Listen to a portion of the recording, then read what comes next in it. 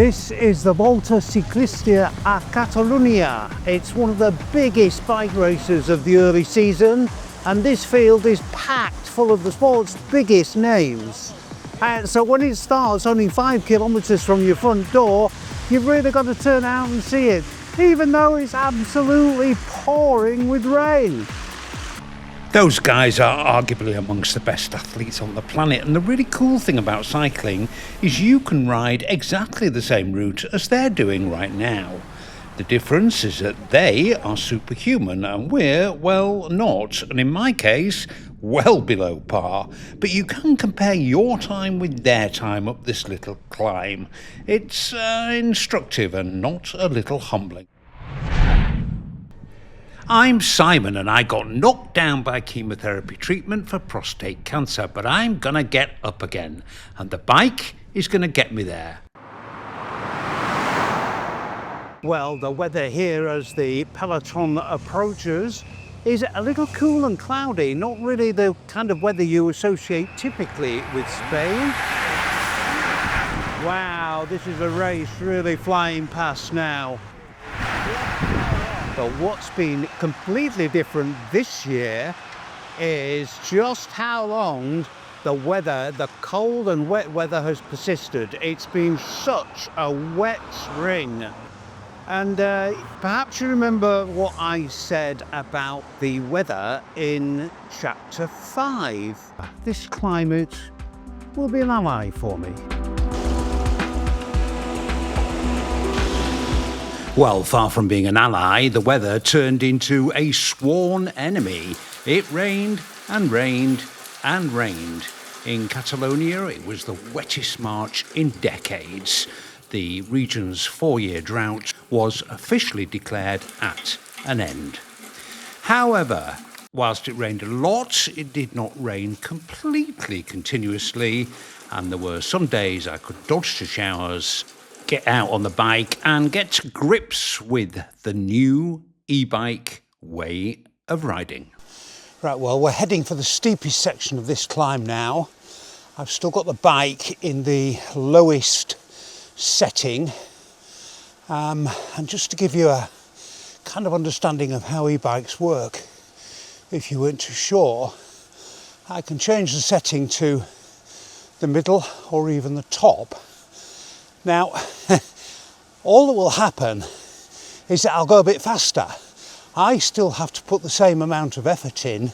It's just on the middle setting or the top setting, the bike will add more. And that increases your speed. But you're still doing the same amount of work that you would be doing on the lowest setting. You just go up the hill a bit quicker. So here we are at the top of one of my favourite climbs.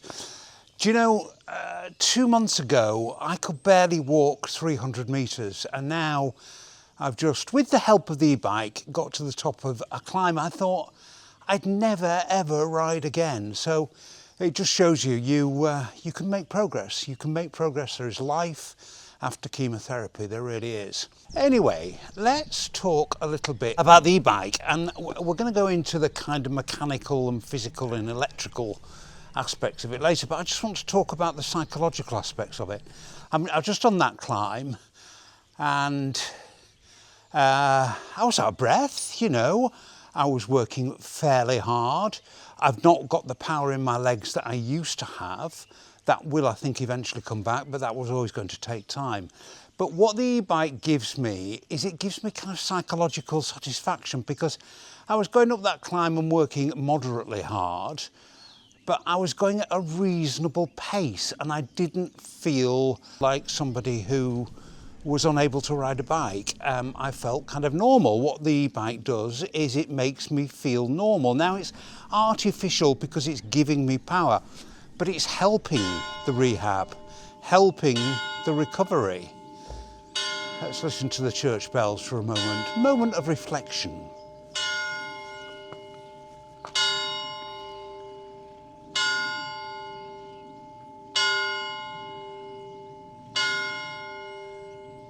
Well, That's the longest peel of the day, isn't it? So it was quite a long moment of reflection, that one. I've had enough time on the new bike to do a bit of reflecting on that too, so here's a mini review of the Scott Solace eRide 10 2025 version. The paint job is little short of glorious, really eye-catching. Branding is discreet, with the only large logo tucked away on the underside of the down tube. I like that. Integrated stem is a first for me, so neat, the only clutter I've added. Bead-on provision is limited if you use this clip for the bottle-shaped range extender. Wheels are big name mid-market. It comes with 38mm tyres fitted, but there's clearance for up to 50mm. Brakes are disc ubiquitous now. Group set is mainly Shimano Ultegra with FSA cranks. The TQ motor really is tiny, just a slightly bulging BB area. It comes with an integrated rear light, and the display/control panel is neat. 2 wattage numbers, bottom one is me, top one the bike. Did I mention the paint job? Overall, I'm really pleased with the bike. Scott's website lists it at just over €10,000. I actually paid just shy of €8,000, giving a dealer discount of €2,200. No, I've no idea how this works. The motor is configured with the TQ app. Each setting can be separately configured. So here on the lowest setting, I've set the maximum power from the motor to 150 watts, and I've set assist at 100%. So I need to provide 150 watts for the motor to do the same, doubling my efforts. At the other end of the scale, on the highest setting here, the motor could give me 300 watts, and if I set assist to 200%, then I need only produce 150 watts for the motor to deliver 300 watts. That, though, is a death sentence for the battery, though you do fly up hills. As fitness improves, I'd like to think I'll ask the motor to deliver less as my legs produce more. That, at least, is the theory. Battery range, I just don't know. Too many variables: rider weight, wind speed and direction, amount of climbing, use of motor. With the range extender fitted, I'm going to take a wild guess at 100 to 120 kilometres, but that's pure speculation, and that would vary ride to ride. Anyway, that's enough about the bike. The main thing is I'm really enjoying riding it. Okay, well, we're going to finish this one with a bit of a rant. So I know the easiest thing here is I could just turn these features off, but the mere presence of one of them really annoys me. So I'm going to have to get it off my chest. I've owned Garmin's, I think, since they first came out, and I love them. They're just a great tool. They're a fantastic tool, and they've given me lots of lovely data over the years. But obviously being off the bike for a few months, there have been several firmware updates, which is always welcome. And 2 in particular have kind of got my goat a bit on the last couple of rides. They are incident detection and hazard warnings. Now, incident detection, I kind of get this really. I can see it's a sort of useful feature. I managed to trigger it by accident the other day. I don't know, I must have looked at it in the wrong tone of voice or something, but it triggered it and it sent an alert to my wife's phone, because previously, obviously, I'd set this up in the event of me finding myself at the bottom of a ravine. And sure enough, she gets a message. Now, I hadn't noticed it had triggered. So she rings me about 5 minutes later in an absolute panic. Which ravine are you at the bottom of? And I said, well, I'm not at the bottom of a ravine. Maybe incident detection got triggered by accident.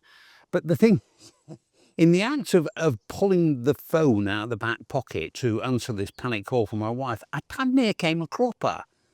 Now, the second thing, this really does hack me off. This hazard warning. So I noticed this little red square on the Garmin display. Too short-sighted to see what the hell it was, so I eventually figured out. And it's some kind of hazard warning, right? So if there's a pothole 187 metres ahead, if somebody has logged it, they must have a quiet life if they spend their time logging potholes. If somebody's logged it, then you get this little warning saying 187 metres ahead there's a pothole.